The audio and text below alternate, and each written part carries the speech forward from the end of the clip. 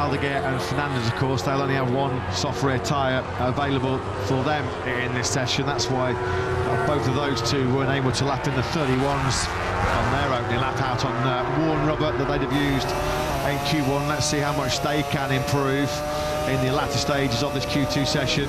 We're on board then with Bagnaia. He's going to flick it left now through turn 7. This is where Aldeguer, Aleix Espargo and Marc had big get-offs yesterday on what was a crash-strewn Friday. The most crashes we've seen on a Saturday or Friday afternoon since the Sachsenring in Germany a year ago. Bagnaia then now through De Bolt. Good lap so far, isn't it? He's had a really strong second sector. Fair play to Zarco on the LCR Honda behind him. He's latching onto the back of Bagnaia here. He's getting dropped a little bit in this third split.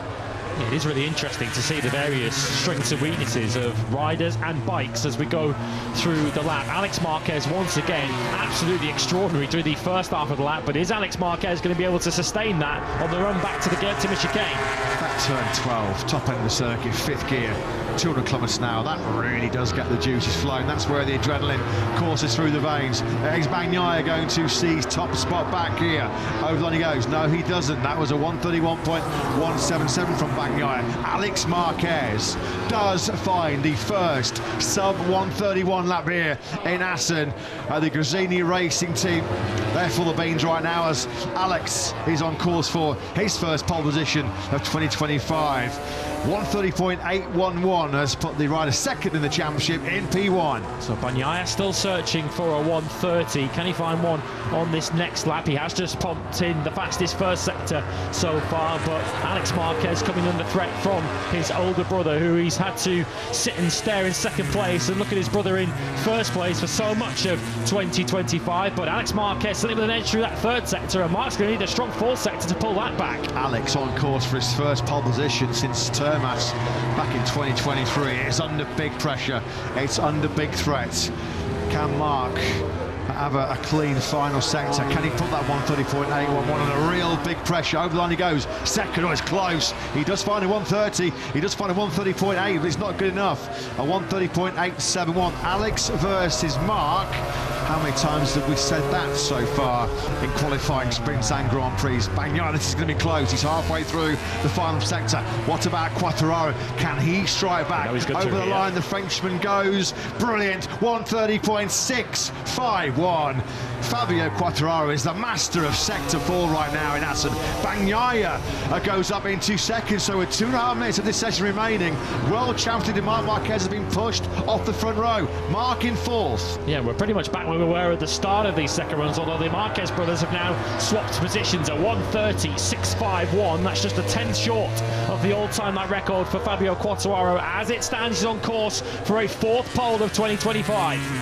And the second time potentially we're going to see Marc start off the front row of the grid in 2025. He was 4th on the grid at Silverstone. Let's not discount Fabio Di Gianantonio from the wrecking as well, because he's deep into the third sector right now. His Dig on the 49 bike, he's looking really, really strong. Qualifying has been a real big Achilles heel for the 49.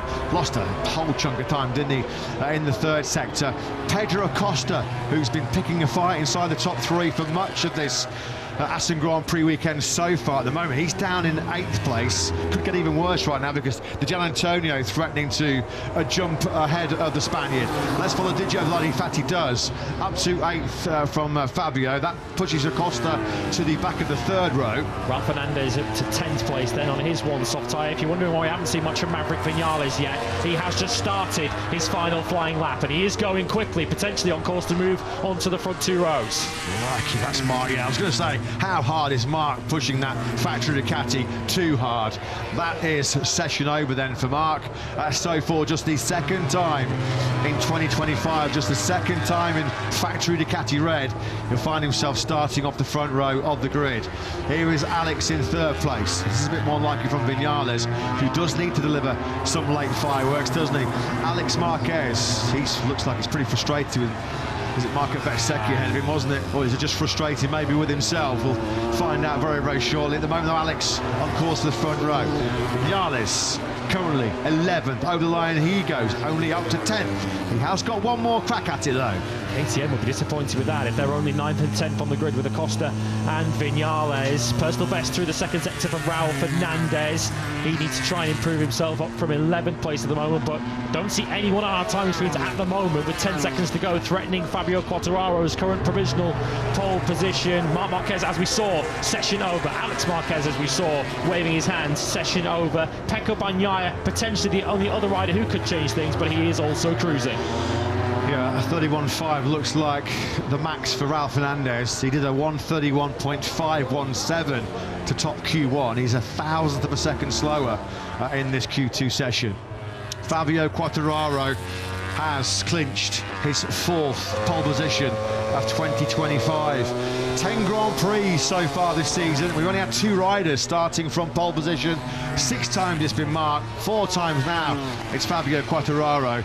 A 1:30.651 is going to take Quartararo's 20th MotoGP pole position, and he's done it in some style here, hasn't he, in Assen. Marco Bezzecchi, can he do anything to improve on his 5th place? Don't think he can. He's going to take the checker flag now, and he will remain in P5. So your front row for the Dutch Grand Prix in the sprint and the Grand Prix tomorrow: Quartararo, Bagnaia and Alex Marquez. Marc heads row 2 in 4th. Bezzecchi will fire away on the factory Aprilia from 5th. Morbidelli in 6th place. Just the 3rd rider in MotoGP history to achieve 20 poles with Yamaha, after Valentino Rossi and Jorge Lorenzo. That's some pretty illustrious company that Fabio's keeping in terms of Premier Class qualifying performances. Pole number 20 for FQ20, and that one had been coming. He's looked like doing that all weekend. Quickest yesterday afternoon. It's the first time we've said that for the best part of 3 years. Quickest this morning in free practice 2, and quickest when it matters in Q2. The hardest part of the job, but it certainly proved the hardest part for Yamaha this season, is still to come. But they can celebrate a return to form after the misery of Aragon and the struggles of Mugello. Quartararo back on top.